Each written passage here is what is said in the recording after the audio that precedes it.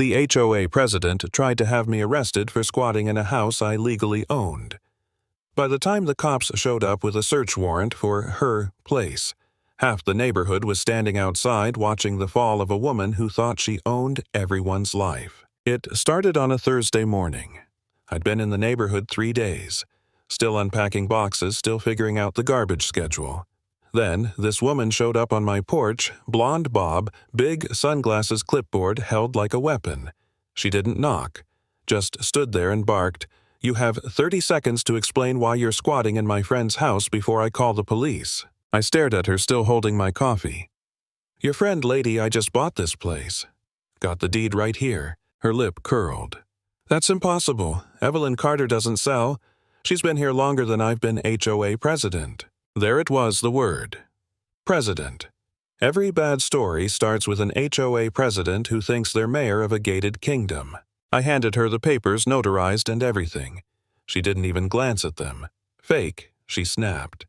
"You're a squatter, and I'll make sure the HOA takes action. Can't accuse someone of squatting just because you don't like them," I said. She smirked. "I can. And I will." I didn't know it yet, but that house, the one she thought she still controlled, used to belong to her best friend. Evelyn moved to Arizona, sold me the place, and apparently forgot to tell Beverly Alcott, queen of Brookside Lane. The next morning, I woke up to a bright orange notice duct-taped to my door. Immediate review, required illegal occupancy. Signed, Beverly herself. I actually laughed. I've dealt with lawyers nastier than her temper. I went into my office, printed every legal record I had, the deed inspection reports, emails with Evelyn. Then I walked over to the HOA clubhouse. She was sitting there like she ruled the world, sipping iced tea. "Did you come to confess?" she asked, fake sweet. It's not too late to leave quietly. "Nope," I said, dropping the folder in front of her. "Came to educate." She skimmed one page before slamming it shut. "This doesn't change anything. The HOA didn't approve you." "Then I'll join the next board meeting," I told her. "We can go over your rules together.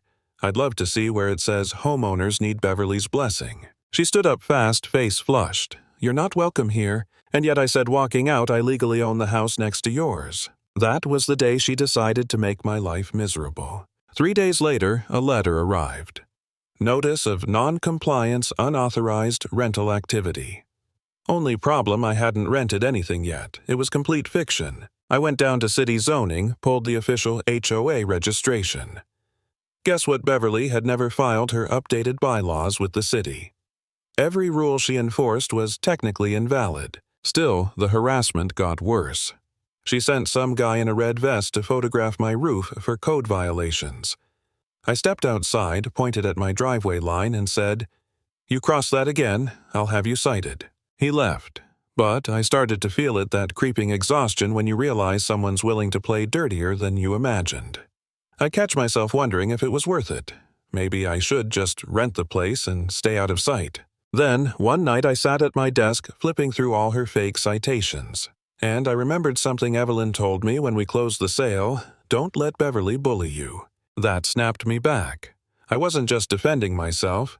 I was setting a line she'd never crossed before someone who fought back. So when the HOA board meeting rolled around, I showed up early. The room smelled like old markers and dry cookies. Beverly strutted in last, flanked by 2 board members. "Before we begin," she said into a microphone she didn't need, "we have a matter of property legitimacy. A man is occupying a home without HOA approval." I stood. That'd be Miki, Isaac Feller, owner, legally recorded. She smiled, that politician smile. "The seller's signature doesn't match HOA archives. You're comparing a real estate deed to a 20-year-old newsletter," I said. She bristled. "We take authenticity seriously." "Then accuse me of forgery," clearly I told her. "Because that's a criminal claim." The room went quiet. Someone coughed. Stan, an older guy in a polo shirt, muttered Section 32's about lawn height. Laughter rippled through the crowd. Beverly glared at him. "Fine then, Section 7, Paragraph 9. That's about noise complaints," Stan said louder. I walked to the front. "Is there a real reason I'm being blocked from using my property?" Finally, one of the other board members asked, "Have we ever denied a landlord before?" Beverly cut her off. "This is different." "How?" "Because it's next to my house." And there it was. She said it out loud. The meeting ended in chaos, but that one sentence cracked her mask. 2 days later, I got a call from Detective Mara Trent with the city's Property Crimes Division. She said, "We received an anonymous tip that you're squatting in a house on Brookside Lane.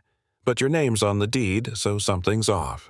Anonymous tip, I asked, though I already knew. Yes, they even submitted a deed reversal claiming the sale was voided. I opened the file. She sent me a fake legal document, misspelled names, bogus stamps. Beverly's handiwork, right down to the beige Lexus SUV with HOA magnets on the door caught on security cam. "That's fraud," I said flatly. Detective Trent agreed.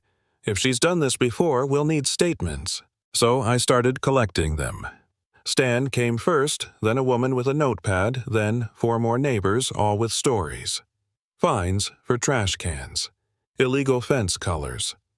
One woman even found a listening device in her bushes. Beverly claimed it was for birdwatching. By the end of the week, I had 9 affidavits and hours of footage showing her trespassing, photographing windows, threatening to revoke compliance for nonsense. When the news story aired, local HOA president accused of forgery and harassment, you could feel the shift. Neighbors stopped whispering. People started walking their dogs again. That same night, the HOA treasurer and secretary called an emergency meeting. I showed up. Beverly was already there, red-faced, voice shaking. "I have served this community with dedication. You submitted forged documents to the police," the treasurer cut in. "I was protecting neighborhood integrity. You committed a felony." The room went dead silent. For once, she didn't have a comeback. Next morning, 2 unmarked sedans parked outside her house. Detectives walked out with boxes and a desktop computer. Curtains twitched up and down the street. Brookside Lane had never been that quiet. A week later, the HOA held another meeting without Beverly. Harold, the treasurer, stood up and said, "We're no longer under her direction. All enforcement actions are suspended pending audit." People actually clapped. Not loudly, just that quiet, relieved kind of applause. Turns out, Beverly had been funneling HOA funds into a fake landscaping company run by her cousin. $20,000 gone, all labeled as decorative maintenance. The DA called it organized real estate fraud.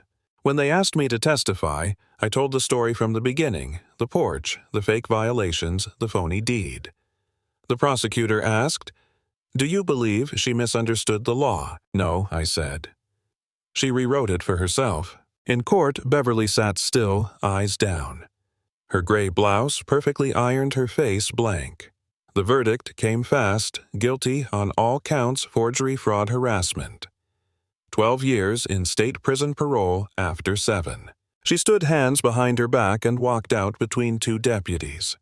Didn't look at anyone. Didn't say a word. Outside, someone started clapping again. Then another. And another. It spread down the street like a slow ripple of justice. I stayed on my porch that evening, coffee in hand, watching the sunset hit the empty house across the lane. For the first time, no one was afraid to breathe. Funny thing about power, it only lasts as long as people let it.